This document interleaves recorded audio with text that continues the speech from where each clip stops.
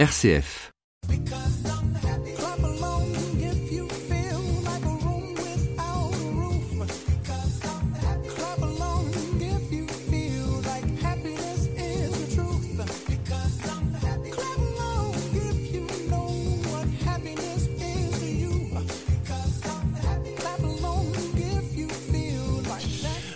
Bonjour à toutes et à tous, bienvenue dans Évadez-vous près de chez vous. Et si je vous emmenais en excursion en Belgique? Allez, laissez-vous embarquer, suivez-moi. Dans cette émission, je vous prends par la main et je vous fais découvrir un lieu chaque jour. Merci à notre partenaire Wallonie-Belgique Tourisme. Aujourd'hui, je vous propose de partir en Flandre, de prendre la direction de la côte et de découvrir ensemble Coxyde.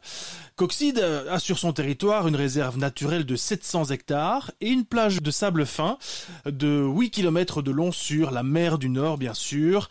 Des commerces, des terrasses agréables, de bons restaurants. Venez profiter d'une balade sur la digue, d'un moment de détente sur la plage, déguster un délicieux repas, faites du shopping, du vélo, du VTT, respirez l'atmosphère typique du littoral. La commune de Coxyde est composée bien sûr de Coxyde, mais pas seulement, il y a aussi Sint-Idesbald, Oostdunkerque et Wulpen.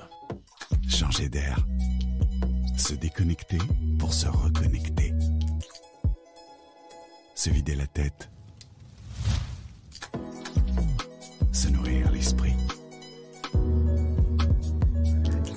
S'égarer pour mieux se retrouver.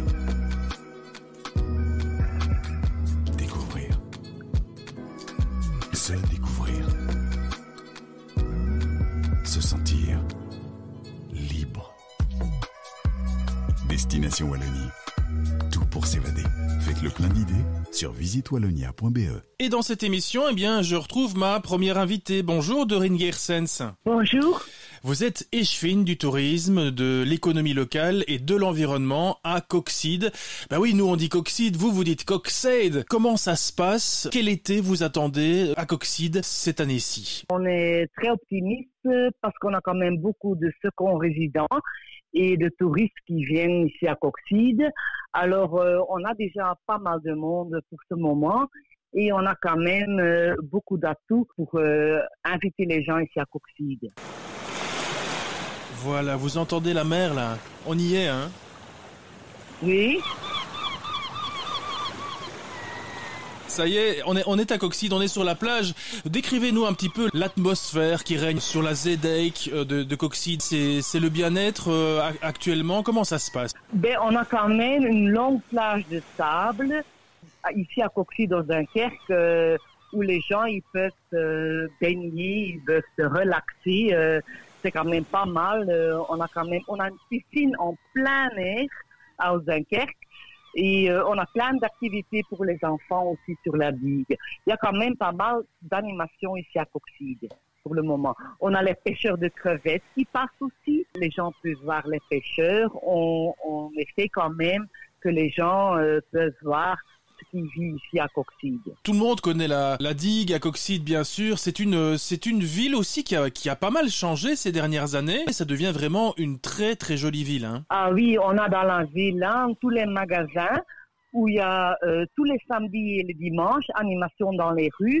Alors chaque samedi et chaque dimanche, on a quand même les bars ici qui sont sur la plage où on peut avoir un cocktail ou quoi que ce soit. C'est bien, hein, à Coxyde, vraiment. Hein. Est-ce que c'est une station qui devient de plus en plus, VIP? On voit que Nieuport devient de plus en plus joli. Est-ce que c'est le cas aussi à Coxyde? Bien sûr, on a beaucoup de musées, on a beaucoup de balades. Vous savez, à Coxyde, ici, on a des vastes domaines naturels de 700 hectares. Alors, on a des balades animées en vélo, on a un rallye vélo littoral. Les gens, ils peuvent vraiment se réjouir ici à Coxyde. On a plein de trucs pour que les gens ils s'amusent ici. Hein. Oui, on a Sint-Idesbald, on a Coxyde et on a Dunkerque. Et on a Wulpen aussi. Et on a de nombreux restaurants étoilés aussi.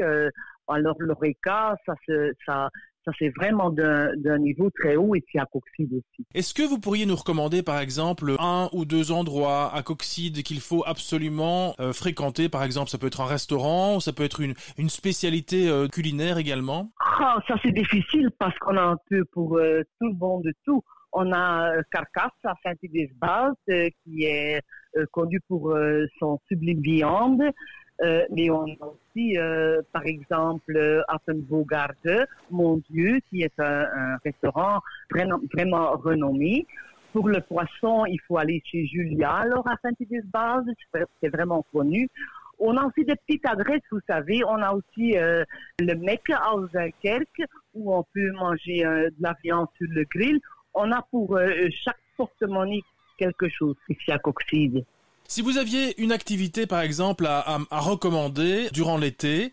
On a naturellement nos musées qui sont très renommés. Il y a le Navigo, il y a l'Abbaye des Dunes, il y a Paul Delvaux. Ça vaut vraiment la peine. On a aussi les expositions. Et on a Cabine Art, il y a les cabines qui sont sur la plage où on a les artistes qui ont mis une jolie peinture. Alors, il faut vraiment une fois regarder, c'est vraiment unique ici. Alors, l'Abbaye des Dunes et le musée Paul Delvaux, on va en parler dans un instant dans cette émission. Le musée Navigo, moi je l'ai vu, je vous le recommande effectivement. C'est un très très beau musée sur le monde de la pêche. Vous parliez tout à l'heure des pêcheurs aux crevettes. Cette authenticité-là aussi est présente à Coxide? Oui, sûrement, ils font leur démarche pour aller en mer, mais la cuisson des crevettes, c'est fait au village. Et là, on a un bistrot où vous pouvez régaler les crevettes qui sont quand même exquises ici. Les crevettes grises, c'est quelque chose d'exceptionnel ici à Coxide. Doreen Gersens, je rappelle que vous êtes échevine du tourisme notamment. Vous avez plusieurs attributions. Cet été, puisque c'est un été un peu particulier, vous attendez plus de monde, plus de gens qui vont passer leurs vacances en Belgique plutôt que de partir à l'étranger? Oui, sûrement, parce que la côte s'attire quand même toujours et les gens ils vont plus aller à l'étranger. Il y a beaucoup de seconds résidents qui n'ont pas laissé louer leur appartement, qui vont venir eux-mêmes. Et on le voit déjà maintenant qu'il y a quand même déjà beaucoup de gens qui viennent pour 1 jour ou 2 jours, dès qu'il fait un peu beau, qu'ils viennent ici. Mais en tout cas, on a toujours eu beaucoup de clients et des touristes francophones. Ici, on est connu pour ça en Coxide. Hein. Ce sont devenus des clients très fidèles quand même. Hein. Et puis il y a toujours quelque chose de caractéristique aussi sur la plage justement, ce sont les sauveteurs. Vous avez des sauveteurs qui surveillent les plages, qui surveillent les nageurs. Ils sont toujours là, hein? Ah bon, oui, ils sont toujours là en grande équipe et même on a ajouté les Corona Coach pour que les gens ils respectent la distance. Alors, on est très bien organisé sur le niveau de sécurité. Ça, c'est impeccable. Peut-être un dernier mot sur la rue commerçante. La rue commerçante de Coxide est bien achalandée. En tout cas, on y trouve de tout. C'est aussi important d'avoir une belle rue au centre du village. Ça, c'est fait il y a 1 an et demi maintenant que la villa a tout à fait été renouvelée avec des grands trottoirs. Vous pouvez faire le shopping, le maximum, vous pouvez dépenser votre argent ici, il n'y a pas de problème. Vous emmenez votre femme, Voilà, la femme et les enfants. Merci beaucoup en tout cas Doreen Gersens d'avoir participé à cette interview. Je rappelle que vous êtes l'échevine du tourisme de Coxide. Merci d'avoir participé à cette interview et puis nous on fait une petite pause musicale et on se retrouve dans un instant. On parlera encore de Coxide, notamment de l'Abbaye des Dunes et du musée Paul Delvaux. À tout de suite. I've seen the world, done it all, had my cake now. Diamonds brilliant and Bel-Air now. Hot summer nights, mid-July, when you and I were forever wild. The crazy days, city lights, the way you'd play with me like a child. Will you still love me when I'm no longer young and beautiful? Will you still love me when I got nothing but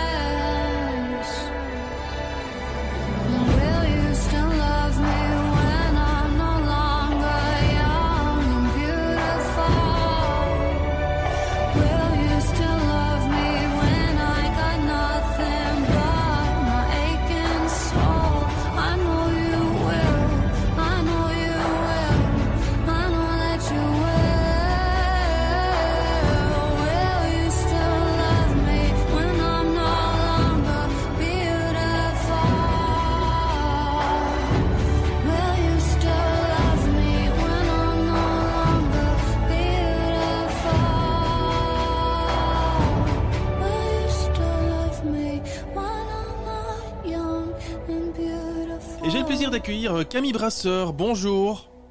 Bonjour. Alors Camille, vous êtes directrice de la fondation Paul Delvaux Museum. Et si on vous appelle, c'est évidemment parce qu'il y a, vous savez, dans ce quartier de Saint-Idesvald, très beau quartier d'ailleurs, fait de petites villas, de petites maisonnettes, eh bien il y a le musée Paul Delvaux. C'est un incontournable évidemment. Ah oui, complètement. En fait, effectivement, le musée Paul Delvaux, il est logé dans une petite maison de pêcheurs. Donc de l'extérieur, on dirait vraiment, en fait, c'est comme un petit coin de paradis, c'est un écrin de verdure. Et puis vous apercevez au bout de l'allée l'entrée du musée et vous avez vraiment l'impression que vous allez presque pénétrer dans une maison de poupée. Et puis toute la découverte, elle va se faire progressivement puisqu'en fait, le musée fait plus de 1000 mètres carrés. Donc la plupart des visiteurs sont toujours très très surpris parce qu'en fait on s'attend pas du tout à ça. Mais le musée effectivement est assez vaste, grand, plein de surprises, plein de découvertes. C'est vraiment une maison typique de la côte, une maison de pêcheurs qui s'appelait le Vlirov. Et en fait, le Vlirov, ça signifiait en fait la petite maison dans les sureaux. Donc les sureaux, c'est une baie, un arbuste qui était très présent là, parce que c'était vraiment des maisons qui ont été construites par les pêcheurs à l'époque et qui a été achetées par Paul Delvaux et le fondateur du musée, qui n'était autre que son neveu Charles Van Deun, et qui, grâce en fait à des aménagements, vont progressivement au fil du temps agrandir ce musée Paul Delvaux. Alors c'est vrai qu'on ne s'attend pas, quand on fréquente ce quartier-là, à tomber sur un musée aussi prestigieux. C'est un musée privé qui est consacré bien sûr aux peintres belges. En fait, c'est la plus grande collection du peintre surréaliste au monde. Oui, la Fondation Paul Delvaux, elle a pour mission de promouvoir et de préserver l'œuvre de Paul Delvaux. Et dans cette action de promotion, l'idée a été de créer un musée pour justement rendre cette œuvre accessible. En fait, Paul Delvaux et son épouse n'ont pas eu d'enfants. Et ils ont eu vraiment le souhait de partager tout ce qu'ils avaient autour de l'œuvre de ce grand artiste. Il faut bien se rendre compte que Paul Delvaux, à l'époque, était très, très, très connu. C'était vraiment une star. Il y a des gens qui se sont déplacés du monde entier pour pouvoir le rencontrer, notamment, je pense à Andy Warhol, parce qu'on a des photos qu'il a d'ailleurs portraiturées dans ses fameuses sérigraphies. C'est assez évidemment incongru, puisqu'on se retrouve avec cette idée d'un tout petit musée qui finalement ne l'est pas autant qu'on pourrait le croire, qui est un grand musée et qui est surtout le musée d'un grand peintre belge. Pourquoi à cet endroit-là précisément? Parce que c'était sa maison? Non, alors c'était pas sa maison. Il se fait que Paul Delvaux, Paul Delvaux, c'est vraiment l'incarnation de l'artiste belge par excellence. Il est né à Wans, donc dans la région de Huy, et puis il a vécu la majeure partie de sa vie à Bruxelles et spécifiquement à Watermal-Boisfort. Et puis il a fini sa vie justement à la côte belge. Alors comme beaucoup de Belges, petit enfant, il a eu l'occasion de passer des vacances à la côte.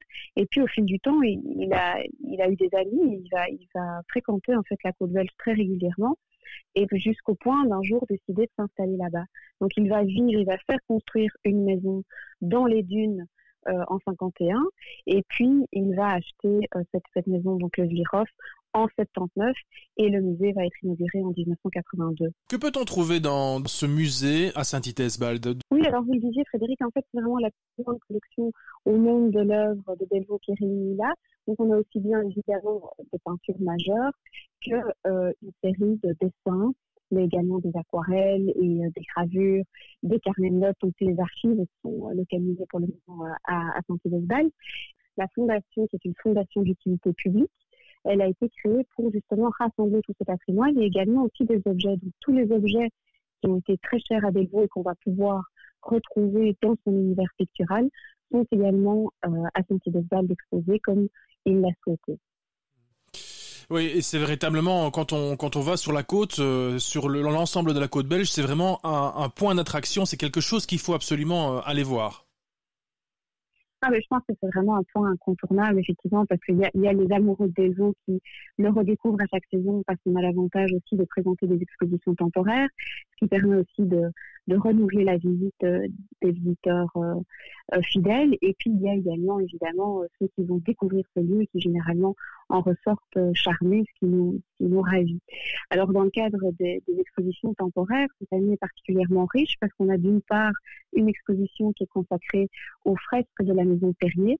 En fait, Paul Delvaux, dans les années 50, était professeur à la Cambre, l'école à Bruxelles, et il avait été sollicité par Gilbert Perrier, qui était le président du conseil d'administration de la Sabena, qui avait été tout à fait émerveillé lors d'un voyage en Italie par les fresques, et il avait souhaité reproduire cette impression majestueuse de peinture peinte au sein d'une pièce. Et il en a fait la demande à Paul Delvaux, et il a fait orner d'une fresque magistrale son salon-bibliothèque. Et donc Paul Delvaux, pendant 2 ans, avec son ami Émile Salquin, est allé peindre tous les matins dans la salle à manger bibliothèque de Gilbert Perrier.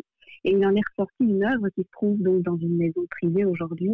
Et on avait vraiment envie de faire partager ça avec le public. Et donc c'est une exposition qui est très scénographiée, où on a reproduit aussi en mettant en parallèle ces grandes fresques magistrales avec les dessins préparatoires qui font partie de nos collections. Donc on montre aussi tout le travail d'élaboration qui est très important dans l'œuvre de Delvaux, qui passe toujours d'abord par le croquis, par le dessin, avant d'arriver à la peinture. Et en fait, ça forme un ensemble qui est véritablement un ode à l'Antiquité. Donc c'était vraiment la thématique qui lie toute cette fresque, c'est l'Antiquité. Et par ailleurs, en fait, on montre également une exposition qui est consacrée cette fois aux peintures de Paul Delvaux en relation avec les sculptures de Georges Grard. Alors Georges Grard, c'est un artiste absolument fondamental à la côte et notamment à Saint-Hildeswald. C'est un artiste qui est né à Tournai. C'est un sculpteur tournésien. Il va venir s'installer à Saint-Hildeswald en 1931. Et là, Georges Grard va arriver à amener à lui toute une série de personnalités du monde culturel incontournables de l'époque. Et Paul Delvaux va atterrir chez lui en 1945. Il va faire là un séjour qui va durer 1 mois et demi, alors qu'il avait l'intention d'aller passer une soirée. Ça montre qu'il y avait un attachement très profond en fait entre ces 2 hommes, et de façon tout à fait extraordinaire, parce que c'est vraiment une chance pour nous de présenter les sculptures de Georges Grard.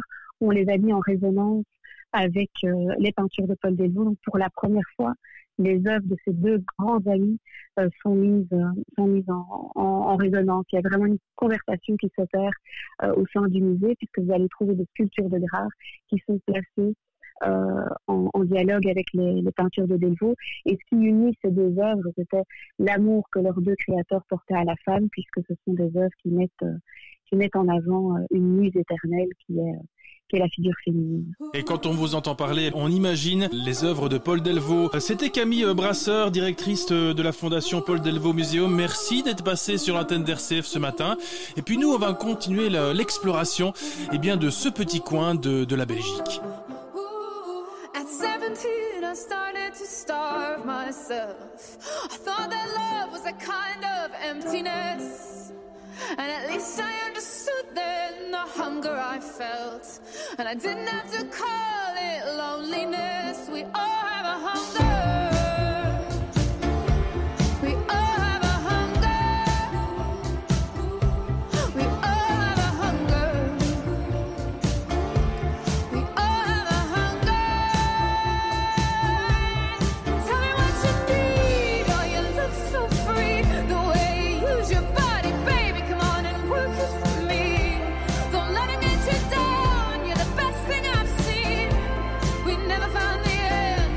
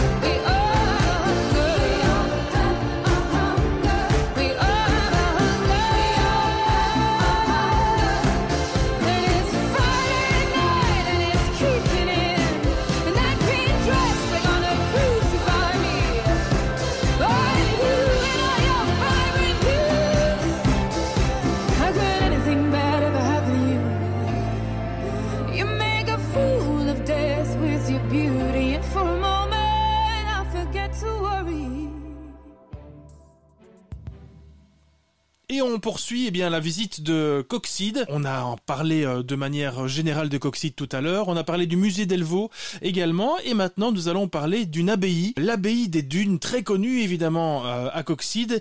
Bonjour Dirk.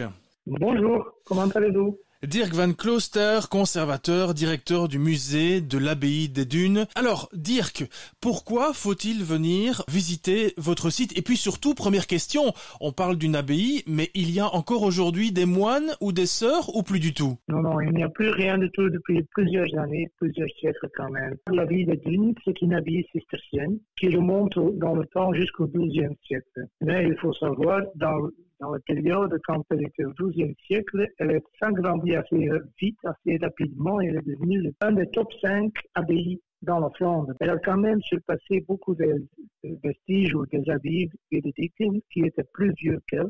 Alors c'est une communauté qui a grandi très vite, rapidement. Il y avait une grande influence en Flandre, mais aussi dans le nord de la France. Et elle avait des connexions avec l'Angleterre. Avec le musée, on essaie de raconter cette histoire, comment c'était de vivre dans une abbaye pendant le Moyen-Âge, mais aussi de démontrer comment les moines l'ont bâti. Si vous montez jusqu'au deuxième étage, vous avez un modèle en Lego qui mesure 9 mètres sur 9 mètres, un plateau, et là, il y a un modèle de l'intérieur de l'abbaye, simplement les bâtiments principaux qui sont complètement rebâtis en petites pièces de Lego. C'est étonnant de voir que l'abbaye était si grande, si énorme dans ce paysage. Et pourquoi est-ce qu'il faut venir? On sait tout le monde de la côte. Et si on passe à la côte ouest, on a toujours un petit peu cette côte plus naturelle, plus sauvage, on peut dire. Mais là, on voit une abbaye qui était complètement là et on a donné une idée comment c'était pour l'homme du Moyen-Âge d'être impressionné par un bâtiment qui était d'abord une des premières utilisations des briques, parce que c'était presque complètement bâti en briques, un matériel qu'ils ont fabriqué eux-mêmes. C'était un bâtiment qui était si énorme, si vaste, on est vraiment étonné. C'est cet étonnement que c'est déjà assez de voir. Et en plus, si on monte à l'extérieur, ça a aussi, à l'extérieur, là, un terrain archéologique qui est déterré pendant les années 50 jusqu'à les années 80 de la dernière siècle, qui mesure environ 3 à 4 hectares. Si on vient à l'abbaye des Dunes, alors on n'entendra pas ce genre de bruit alors? Non. Mais, autrement, ce qu'on peut faire, il ne faut jamais oublier, vous pouvez même entrer dans l'abbaye médiévale. C'est ça. Vous pouvez réserver une place pour prendre la réalité virtuelle dans le musée, qui dure environ 15 minutes, que vous faites connaissance des bâtiments pendant le 15e siècle, pendant l'abbatiat de Jean Crabbe, qui était un abbé renommé et qui avait beaucoup de contacts avec des artistes. Et comme ça, vous pouvez faire connaissance avec l'intérieur de l'église. Pour que les auditeurs s'imaginent un peu l'endroit, donc là, on n'est pas vraiment sur le bord de plage, on est plutôt dans Coxyde village. Et ouais. Il y a à la fois l'intérieur et l'extérieur, parce qu'à l'extérieur, il y a tous ces murs archéologiques dont vous parliez tout à l'heure, qui montrent un petit peu l'étendue, effectivement, de l'abbaye. Et puis, effectivement, il y a un parcours intérieur aussi avec le musée et toute une série de pièces qui sont d'époque, évidemment. Oui, ce sont tous des pièces de l'époque. Mais aussi une réalité virtuelle que tu peux entrer dans l'abbaye, que vous allez pouvoir expériencer comment c'était les bâtiments à l'intérieur, comment ils se présentaient aux visiteurs. Vous montez dans un personnage et vous pouvez utiliser votre propre main pour prendre des choses, pour donner la direction, pour appointer des choses, vous avez peut-être aussi un biscuit que vous pouvez prendre et c'est une sensation exceptionnelle. Et c'est tout sur réservation qu'il faut faire. Et puis quand on passe devant, c'est impossible de ne pas le voir puisqu'il y a ces grands moines peints en rouge, c'est bien ça, hein? Vous ne pouvez pas l'arrêter, il y a des moines rouges qui se trouvent tout auprès du musée. L'entrée principale, c'est la Villa Blanche, en face du moulin devant, ça c'est l'entrée principale, où se trouve aussi la réalité virtuelle. C'est déjà la fin de cette émission, on entend encore un petit peu la mer, on entend encore un petit peu les mouettes là-bas dans le fond. Dire que si vous aviez, vous qui connaissez bien Coxyde, si vous aviez un conseil à donner à ceux qui nous écoutent aujourd'hui, ce serait lequel? Il faut venir à Coxyde, pour quelle raison? Pourquoi? Il faut venir à Coxyde pour découvrir comment l'homme habitait à la mer. On a le musée de pêche, on a le musée de l'abbaye des Dunes, on a un moulin de vent qui est toujours l'homme qui fait appel à la nature il a l'utilisé pour lui-même, pour faire son vie, pour vivre, pour survivre dans une région qui, de temps en temps, est un petit peu hostile aussi, mais qui est si adorable, si beau à voir. Et quand il fait beau, il n'y a qu'une belle place à la côte belge, c'est Coxide. C'était Dirk Van Klooster, conservateur directeur du musée de l'Abbaye des Dunes à Coxide. Merci d'être passé sur l'antenne d'RCF, de nous avoir raconté Coxide ce matin. Et nous, on se retrouve demain pour une autre destination. Je vous souhaite une excellente journée. Merci beaucoup. Au revoir.